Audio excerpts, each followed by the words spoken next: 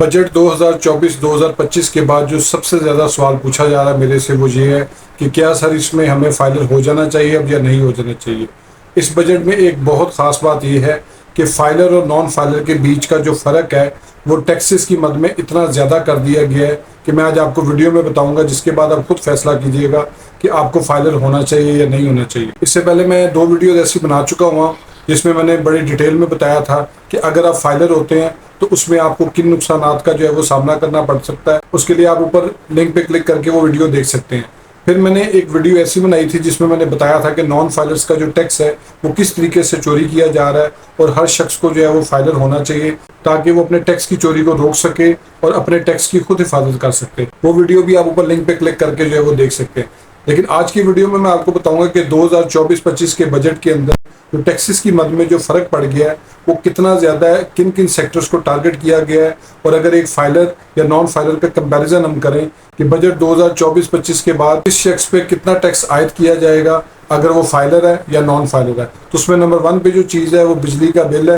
बिजली के बिल को फाइलर किस तरह यूज़ कर सकता है और नॉन फाइलर उसमें कितने बड़े नुकसान में रहता है, उसके लिए मैं आपको स्क्रीन पर लेके चलता हूँ। सबसे पहले वहाँ से शुरू करते हैं कि ये जो बिजली के बिल इतने ज़्यादा जो है वो आ रहे हैं उसके ऊपर जो है वो फाइलर किस तरीके से फ़ायदा उठा लेता है और नॉन फाइलर का जो है वो कितना नुकसान हो जाता है इसमें। तो चलिए स्क्रीन पे चलते हैं। इसमें आपने सबसे पहले जो है वो लेस्को की वेबसाइट को ओपन करना है। जैसे ही आप लेस्को की वेबसाइट को ओपन करेंगे तो आप देख सकते हैं कि यहाँ पे जो है वो कस्टमर सर्विसेज के अंदर जो है टैक्स डिडक्शन सर्टिफिकेट के बारे में लिखा हुआ है। जैसे ही आप टैक्स डिडक्शन सर्टिफिकेट में जाएंगे तो यहाँ से जिस तरह मेरे पास काफ़ी ज़्यादा सेव लॉगिन है, आपने इस लॉगिन के ऊपर क्लिक करना है और जैसे ही आप साइन इन करेंगे आपको बेसिकली पहले साइन अप करना पड़ेगा, अपना बिल देख के उसमें आपको आईडी वगैरह सारा कुछ बनाना पड़ेगा। अब जैसे आप टैक्स सर्टिफिकेट पे करेंगे और ये वो सम है जो एंड पे लिखा हुआ है कि आप कितना बिल आपने पे किया है और उसके साथ जो है वो आपको ने जो है वो कितना टैक्स इस पे जो है वो पे किया है। अब ये जो टैक्स है ना, आप इस टैक्स को जो है वो यूज़ कर सकते हैं। वो इस तरीके से यूज़ करते हैं कि अगर आप फाइलर हैं तो आप इस टैक्स को जो है वो एडजस्ट करें, लेकिन उसमें देखना पड़ता है कि ये एडजस्टेबल में जाएगा या मिनिमम टैक्स में जाएगा।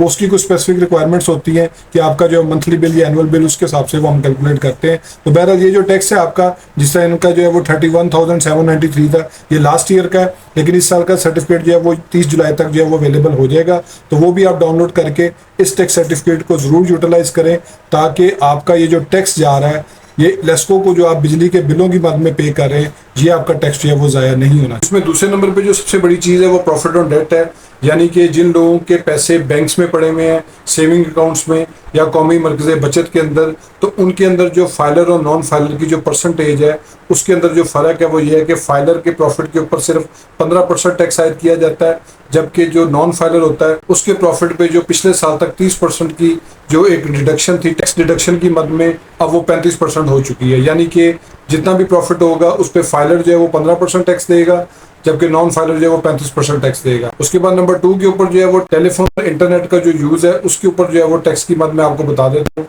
अगर तो एक शख्स जो कि टेलीफोन यूज़र है और उसका जो बिल है वो 1000 रुपये से कम है तो उसके ऊपर 10% जो है वो टैक्स आयद किया जाएगा, जबकि इंटरनेट की मद में फाइलर का जो टैक्स रेट है वो 15% है। लेकिन उसके कॉरस्पॉन्डिंग जो नॉन फाइलर है उसको जो है वो इस तरीके से हिट किया गया है कि अगर जनरल ऑर्डर जो कि FBI लिस्ट जारी किया करेगा वक्तन फवक्तन ऐसे नॉन फाइलर्स की, जो ना सिर्फ नॉन फाइलर्स हैं बल्कि जिनके बारे में FBI को पता है कि इनकी इनकम इतनी है कि इनको फाइलर होना चाहिए, लेकिन ये जानबूझ के नहीं हो रहे क्योंकि FBI का रडार सिस्टम और FBI का मालूमात सेक्शन अब इतना स्ट्रॉन्ग हो चुका है। उस पर मैंने 2 वीडियोज़ बनाई हैं, वो वीडियोज़ आपने ज़रूर देखनी है ताकि जितने भी नॉन फाइलर्स हैं उनको इस चीज़ का पता लग सके कि FBI के पास आपकी कौन कौन सी इन्फॉर्मेशन जा रही है। उसमें नंबर 1 पे जो FBI मालूमात की वीडियो है उसका लिंक जो है वो ऊपर स्क्रीन पे आप देख सकते हैं, उसको क्लिक करके आप जरूर देखिएगा। और इसके साथ जो है वो दूसरी वीडियो जो है वो FBI रडार सिस्टम की है, ये भी सिर्फ नॉन फाइलर्स के लिए है। वो भी वीडियो जो है वो लिंक पे क्लिक करके देख सकते हैं ताकि आपको पता लगे कि आप फाइलर नहीं होते तो FBI को किस तरीके से आपके बारे में एक एक चीज़ पता चल रही है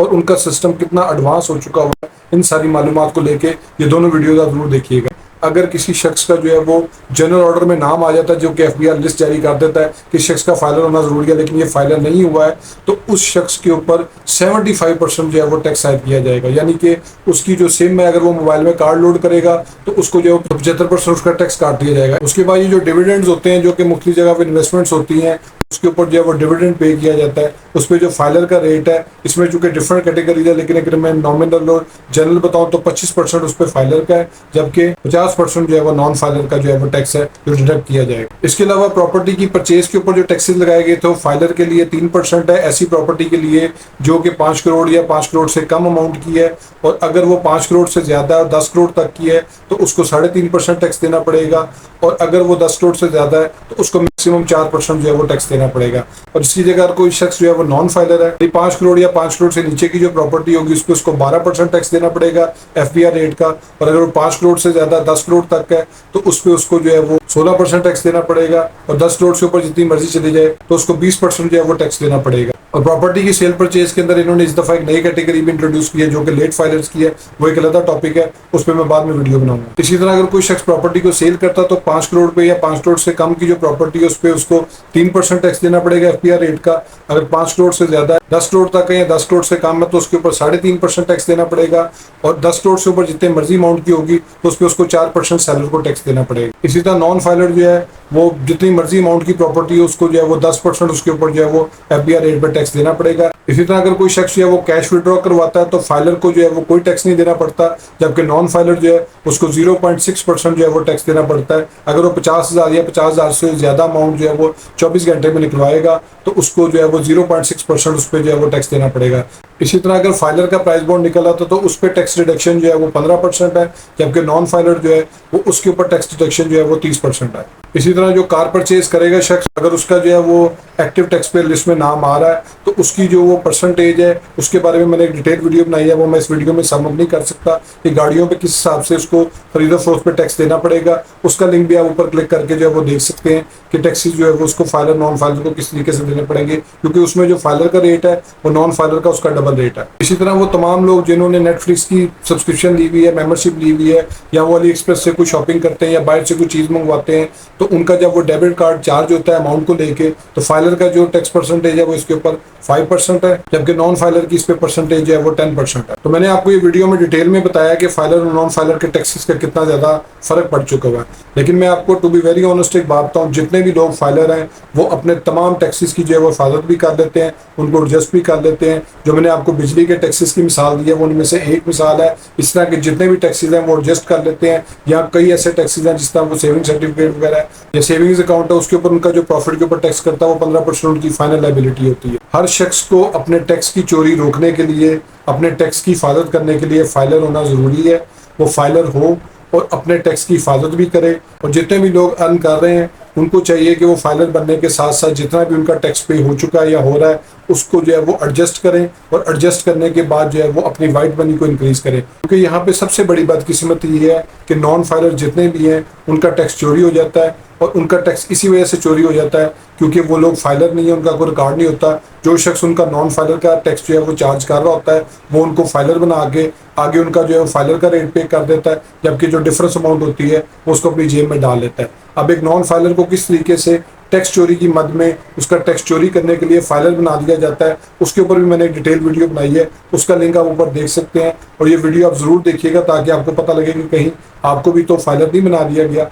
तो इस वजह से मैं आपको यही सजेस्ट करूंगा कि आप सब जो है वो फाइलर हों, ताकि आपका जितना भी टैक्स है जो आप दे रहे हैं, चूंकि आप रजिस्टर्ड नहीं है, वो आपका टैक्स जो है वो चोरी होता जा रहा है। होप्स आपको ये वीडियो पसंद आई होगी। मेरे फेसबुक पेज को लाइक करें, यूट्यूब चैनल को सब्सक्राइब करें ताकि लीगल टॉपिक्स पे इस तरह एडवाइस मैं आपसे शेयर करता रहूँ। Thank you for watching.